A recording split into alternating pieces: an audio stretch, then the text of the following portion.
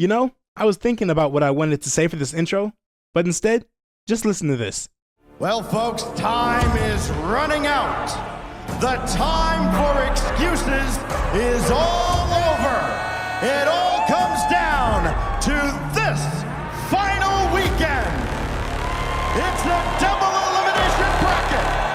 You either have it now or you don't. It's time for the great ones to take over. This is the final major of the year. This is the last chance to make a move.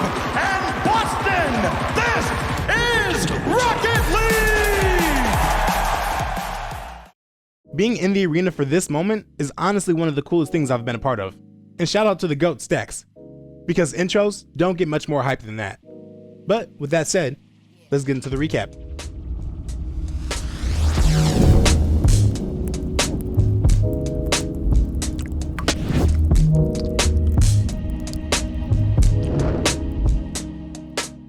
Day 1 gave us a good series right from the get-go, because we had Crew from South America going up against Rule 1 from the Middle East, making their first ever international appearance.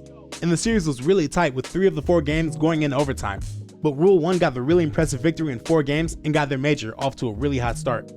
But the other match that was going on at the same time as this was arguably even more entertaining, and nobody expected it to be because it was Carmen Corp going up against Ground Zero from OCE.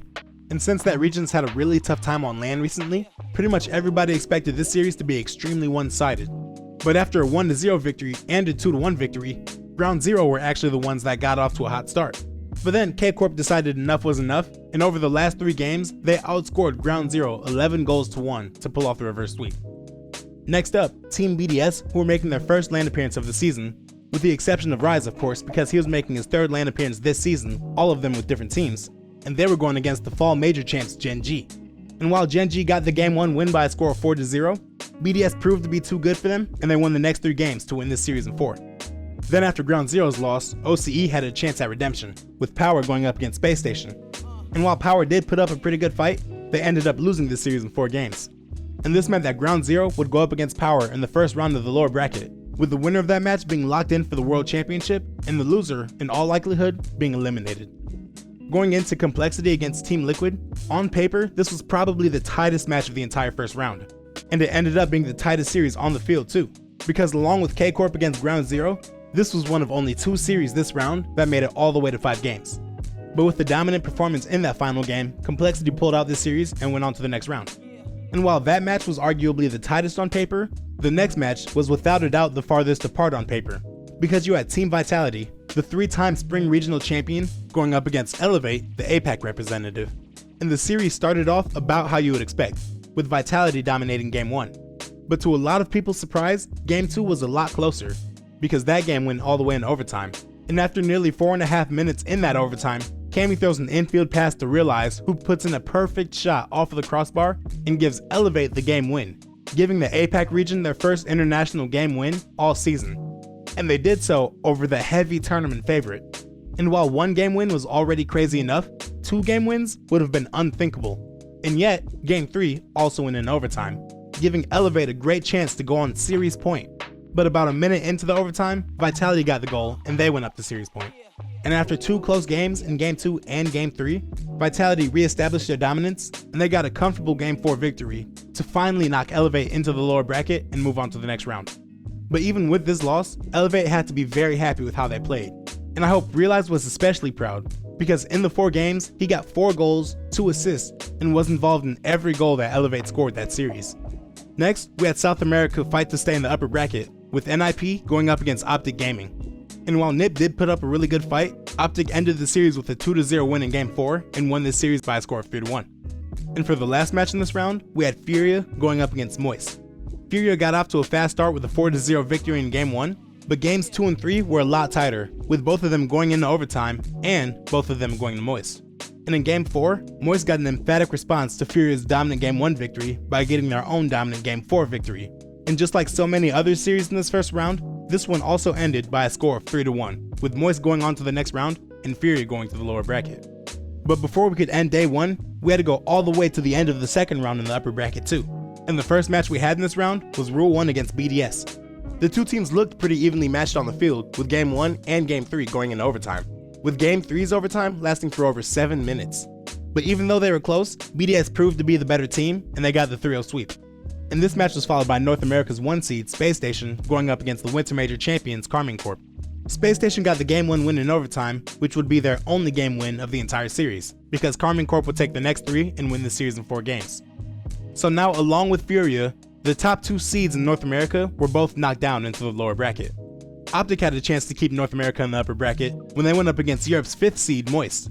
But that got off to a bad start when Moist won the first 2 games of the series, going to an early series point.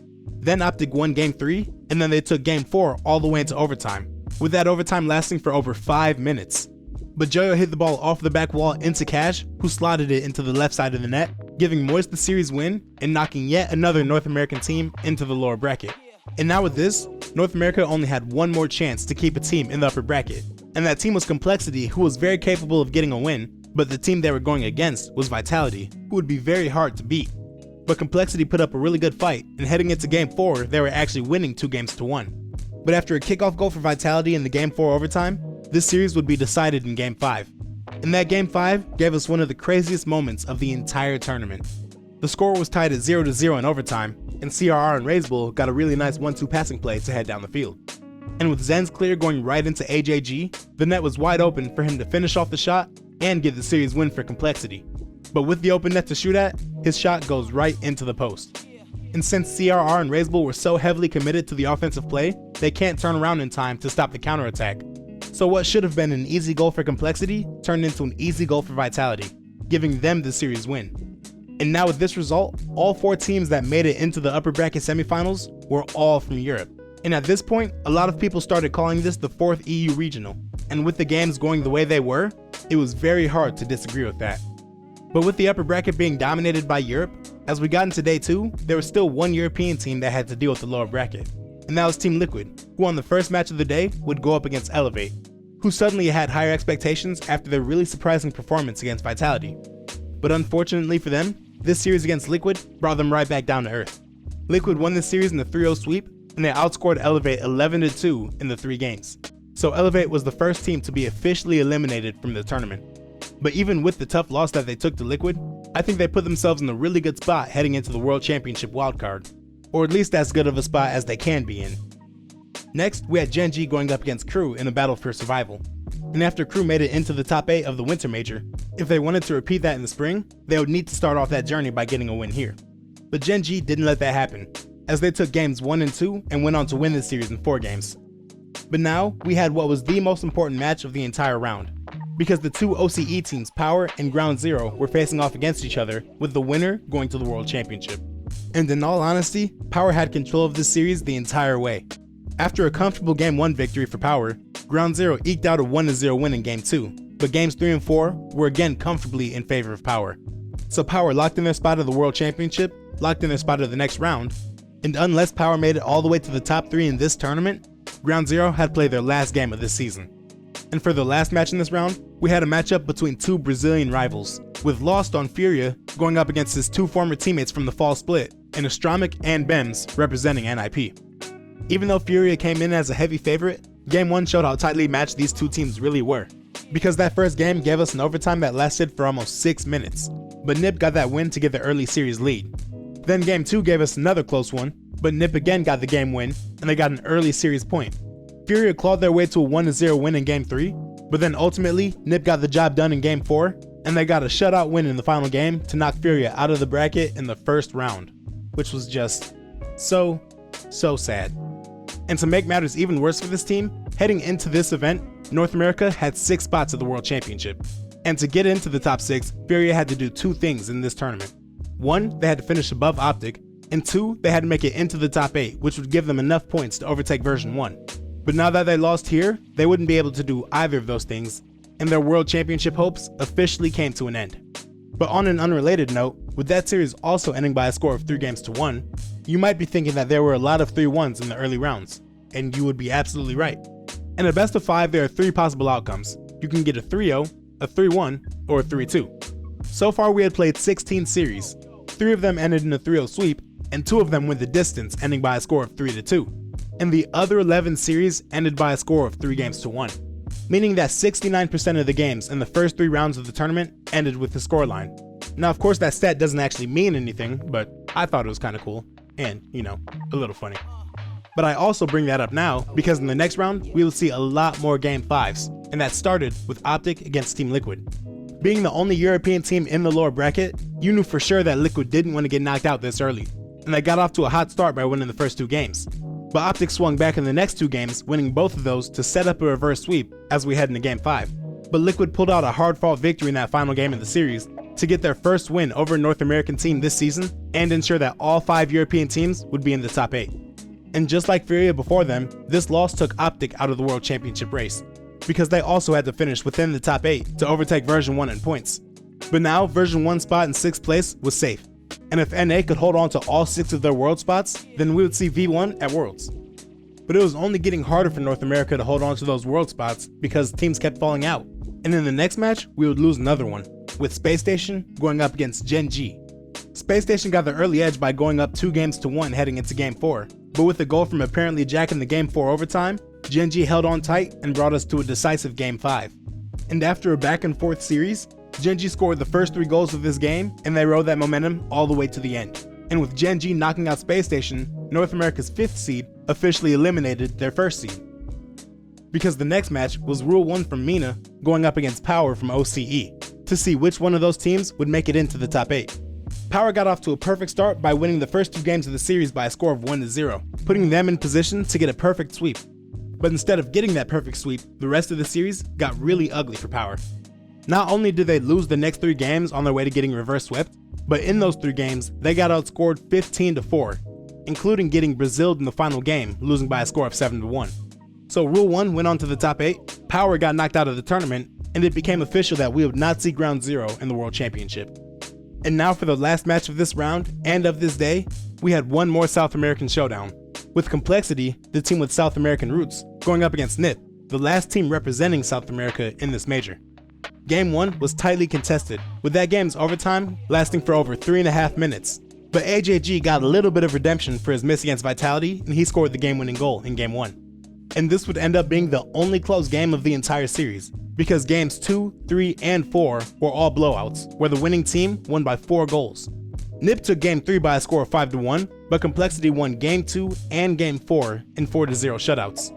And with this win, they made it into the top 8 of the bracket, giving us 2 North American teams that made it this far, joining all 5 European teams and the 1 Middle Eastern team. But now that we were done with the first 2 days, we went into Day 3, which was also the first day that would be played in front of a crowd. And to start us off, Complexity went up against Rule 1. And in a tightly contested series that saw every game end by a score of 2-1, Rule 1 got the victory in 3 straight games after dropping Game 1, and they won the series in 4 games. And now the only North American team we had left in the event was Gen G. And they were fighting to stay alive against Team Liquid, the only European team in the lower bracket. After a 4-goal victory in Game 1 and an overtime victory in Game 2, Gen G were already on series point heading into Game 3. But then Team Liquid got on the comeback trail by winning Game 3 and Game 4 to set up a reverse sweep.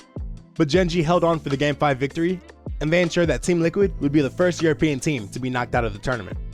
And now as we go back into the upper bracket, it was time for the European showcase, with the first match being Carmine Corp versus Moist. K-Corp came into the series as a clear favorite, but Moist showed that they were no pushover by taking the first 2 games into overtime.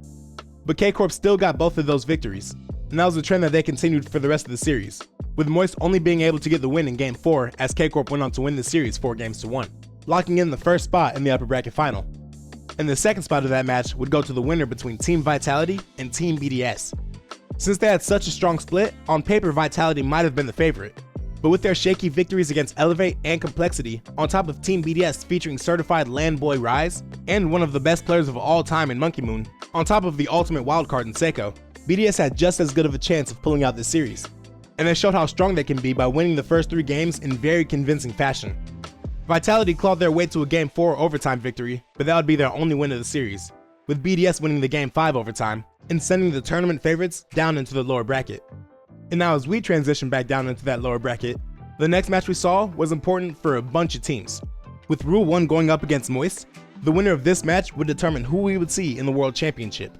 If Rule 1 got the victory, then the Middle East would earn another spot, meaning that we would see Senzo and Twisted Minds play in the World Championship. But if Moist got the win, then that last World Championship spot would go to North America, and the team in that spot would be Version 1 featuring Beast Mode, Daniel, and Calm. And I'm sure Version 1 and Twisted Minds were holding their breath the entire time, because the first 4 games of the series all went into overtime. But Rule 1 took 3 of them, and Moist only took 1, putting Rule 1 on series point. And after Moist took Game 5, Rule 1 came back in Game 6 and got the 1-0 victory, getting the series win, locking in Twisted Minds spot at Worlds, and officially eliminating Version 1. So this was already a really bad event for North America. But on the last match of Day 2, NA had one more chance to fight back, with Gen G going up against Team Vitality. But even though NA had the chance to fight back, this series wasn't much of a fight at all, because it was a 4-0 sweep for Vitality. And with the French favorites knocking out the last North American team and the last North American player in Chronic, the crowd in Boston were voicing their displeasure. They know exactly what their role is here. They know they're the villains. They are undeterred. But whether the crowd liked it or not, going into Championship Sunday, we had 3 French teams still left in the tournament, including 7 French players and 1 Middle Eastern team trying to take them all down. But before we got there, the first match of this day was another French showdown between Carmine Corp and Team BDS. And they didn't disappoint us because they gave us the closest series that we had seen so far this tournament. Despite a dominant 5-0 victory in Game 2 for Carmine Corp, BDS went up in the series 3-1 heading into Game 5.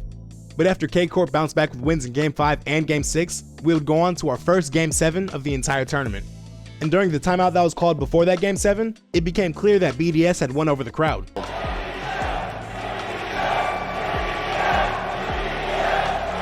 And that momentum that the crowd gave them seemed to propel them even further, because that Game 7 was a dominant win for BDS, as they took it 7-3, meaning that BDS would have the extra life in the upper bracket. And with the exception of 1 South American regional and 1 Sub-Saharan African regional, in every event this split, the team that made it to the grand finals from the upper bracket went on to win the event. So BDS already had a huge advantage. For the next match, we go back down to the lower bracket, where Vitality and Rule 1 would face off to see who would continue their lower bracket run. And as the Middle Eastern underdog going up against the French Goliath and Vitality, Rule 1 definitely had the crowd on their side.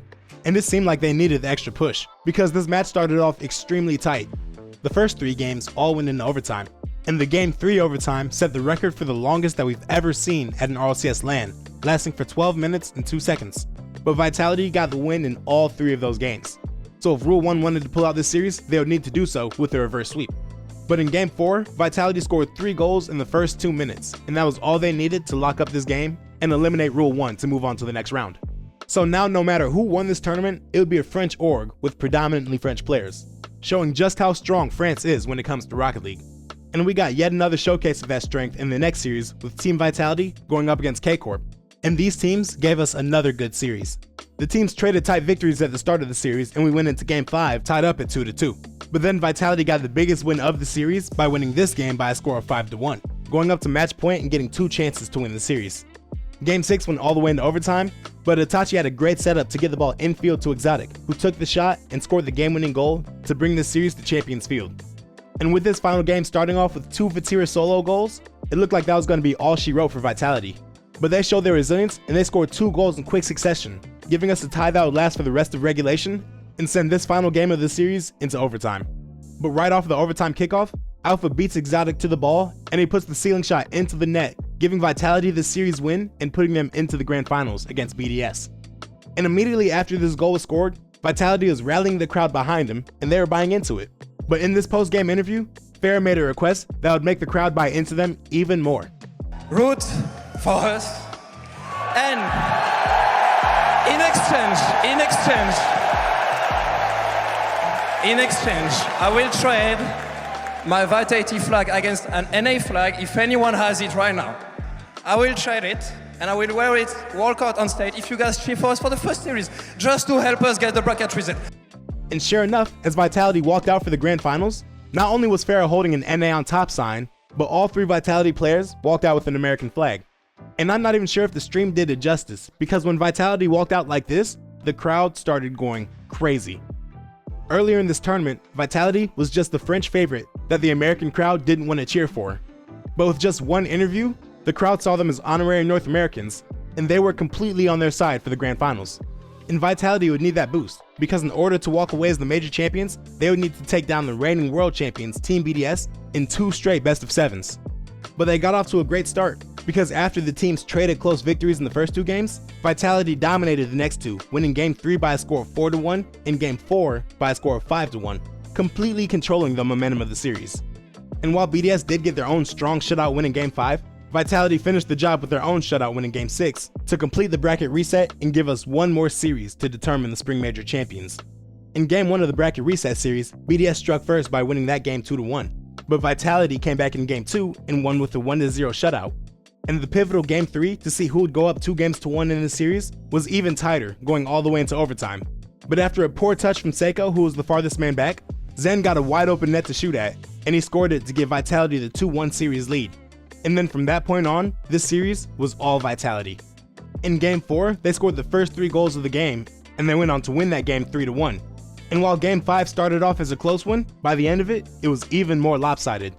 With just under a minute and a half left, the game was tied at 3-3. But this double tap into a flip reset from Alpha ended up being the beginning of the end for Team BDS. And with Vitality scoring 2 more goals after this one, including a counterattack goal that came directly off of an open net miss from BDS, they went on to win the final game of the series by a score of 6-3, and they won the grand finals, finishing off the lower bracket run to become the Spring Major champions, and completing the first ever RLCS Grand Slam, winning all 3 regionals and winning that Splits Major. And in just his first split as a pro player, Zen has already etched himself into RLCS history, being a part of this legendary team, and being named the offensive MVP and the overall MVP for the entire tournament. At the beginning of the split, it was being asked whether or not Zen lived up to the hype. But now the only question we can ask is whether he was hyped enough. Everybody knew that he and this new Team Vitality would be great, but winning every single RLCS tournament that they play in, nobody saw that coming. So all the credit in the world to Farah, Alpha, Radosin, and of course, Zen. And now we all turn our eyes towards the World Championship to see if this team can do it one last time. But regardless of how that season finale goes, this team already has a lot to be proud of. So now with the regular season officially coming to a close, the only thing we have left to look forward to is the World Championship. And if the Spring Major is any indication, I'm betting that this will be one of the best tournaments we've ever seen. But until then, as always, thanks for watching.